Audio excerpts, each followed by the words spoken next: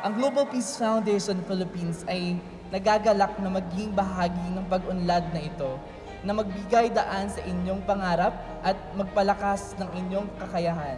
Sa pamamagitan ng fund na ito, umaasa tayong magbubukas ang mga pintuan ng oportunidad at tagumpay para sa magigiting na kababaihan na nagbibigay ng kanilang buhay at dedikasyon sa paggawa ng sining na ito, ang paghahabi at paggawa ng beadworks.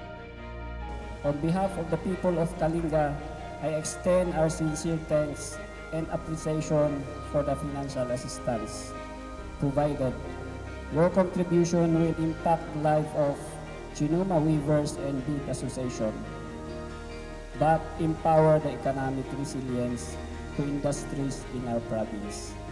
Wala namang silbi ang partnership kung walang pupuntahan. Diba? We need to move forward. We work hand in hand with our private partners like the Global Peace Foundation. So sila yung kaagapay natin na nagbibigay ng serbisyo sa ating beneficiary. Kayo po yung heart sa gitna. I would like to reiterate that the LGU Lubwagan is always supportive with the programs of GPF Foundation, and we are looking forward for that memorandum of agreement on the partnership that we have para humaba at continuous yung ating partnership sa kanila. Make use of this wisely for your association and for your association to be a good help for the municipality of Lubwagan. Congratulations!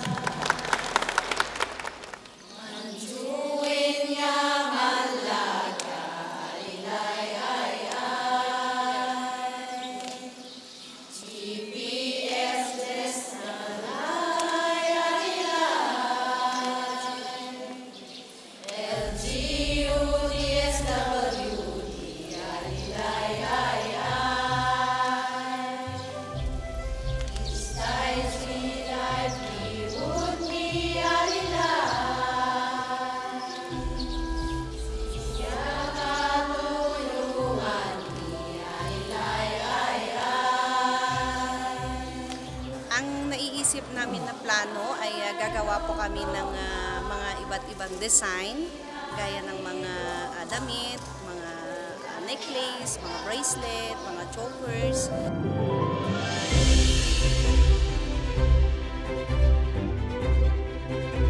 Bukas na bukas, umpisahan po namin ang production po ng weavings at ng mga beads po.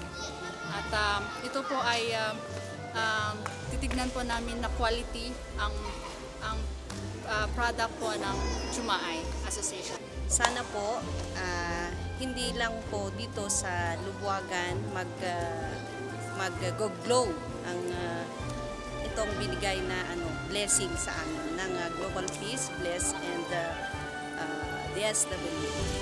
Kapag lumago po ito, hoping po na may mga magpa-fund pa po ng aming asosasyon para ito po ay lumaki at hindi lang po para sa aming mga 32 members ang makikinabang nito, kundi mga kababaihan po ng Dangoy and Mabilong.